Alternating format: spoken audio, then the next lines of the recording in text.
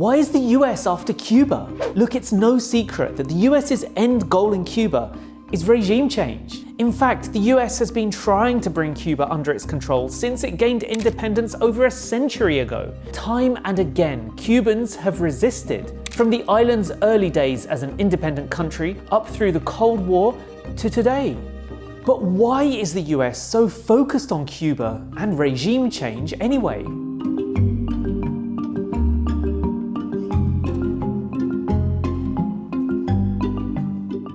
First off, is the US really trying to conquer Cuba?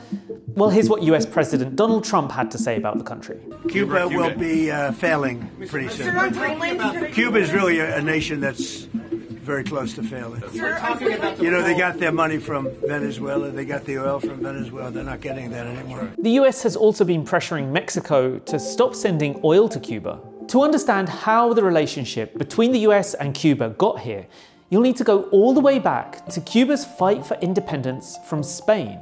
Cuban nationalists fought to break free from Spain's colonial empire for decades, causing the country to develop a strong base of support for independence. Near the end of Cuba's War of Independence, the United States intervened on the side of Cuba. This is known in the US as part of the Spanish-American War, but that intervention had self-serving motives. The US actually intended on kicking Spain out of the Western Hemisphere in the name of something called the Monroe Doctrine. On the surface, the Monroe Doctrine was a foreign policy position that called for keeping Europe out of the Americas, but it wasn't to support self-determination in the Western Hemisphere.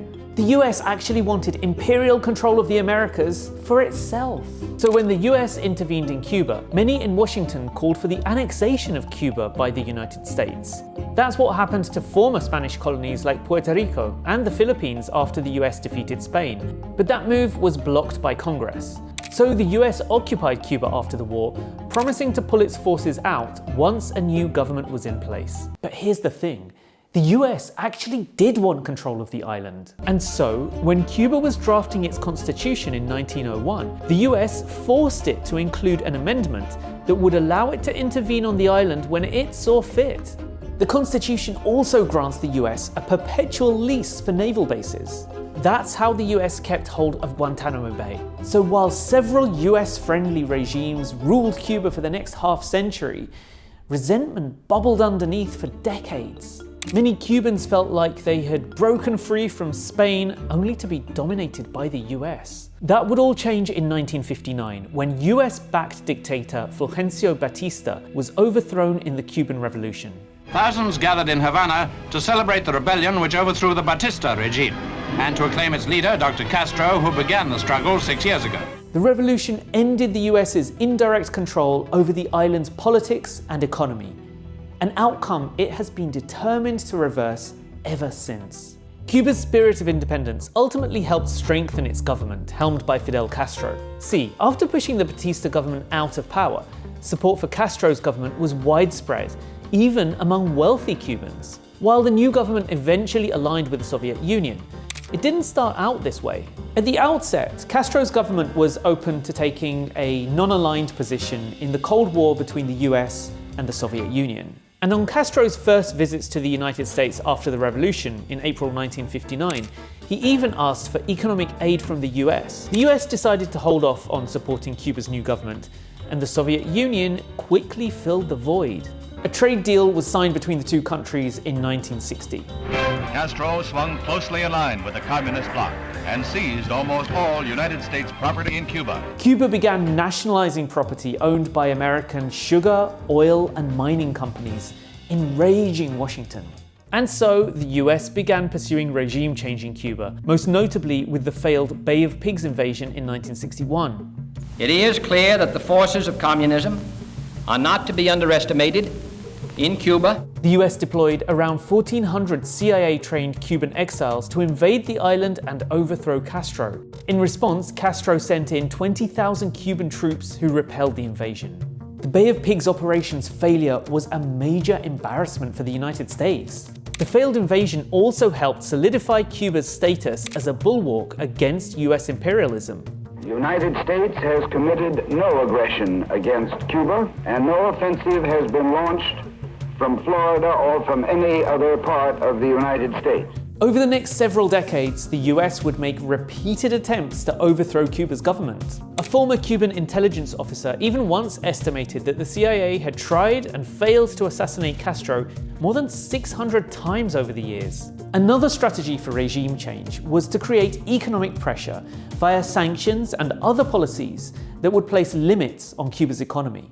Together, these policies are known as the embargo, which has hobbled Cuba's economy for decades. Because of the embargo, the USSR became Cuba's main economic partner during the Cold War. But when the USSR collapsed in 1991, Cuba lost most of its oil supply and Soviet subsidies worth 20% of its GDP. That triggered a period of intense poverty and famine known in Cuba as the Special Period. The Special Period brought Cuba to the brink. From just 1990 to 1993, the country's GDP decreased by 1/3. Energy and food were rationed, greatly impacting daily life for the average Cuban. But the Cuban government survived. You might be asking yourself how it managed to maintain public support during this period of economic collapse. The answer is that while the government did ration food and fuel, it also maintained and even increased spending on healthcare and other social services. Cuba was able to avoid closing essential social infrastructure like schools and hospitals. To balance its budget, Cuba instead cut military spending by 86%. As a result, by 1995, Cuba's economy began to recover. Maintaining popularity during this period was crucial for Cuba's survival, and this has helped the country survive in the decades since the Cold War. Investing in healthcare and education during the Special Period also meant that the country was training record numbers of doctors. This allowed Cuba to ramp up its medical diplomacy programs in the late 90s, sending its doctors to work abroad in other countries across the global south. In Venezuela alone, Cuba was able to send 20,000 healthcare workers over a decade. In exchange, Venezuela sent Cuba oil, and lots of it, tens of thousands of barrels a day. And that program continued until the U.S. has captured Venezuelan leader Nicolas Maduro and his wife. Former Venezuelan President Nicolas Maduro's overthrow by the US and the US blocking all oil shipments to Cuba plunged the island's economy into a new crisis. And this blow hits Cuba after years of a struggling economy caused by the ratcheting up of sanctions during Trump's first term, as well as a collapse in tourism following the COVID-19 pandemic. It's clear that the US has been gunning for regime change in Cuba for decades. And to achieve this, it's pushed and squeezed the Cuban population in any way it can, hoping mass protests would overthrow the government.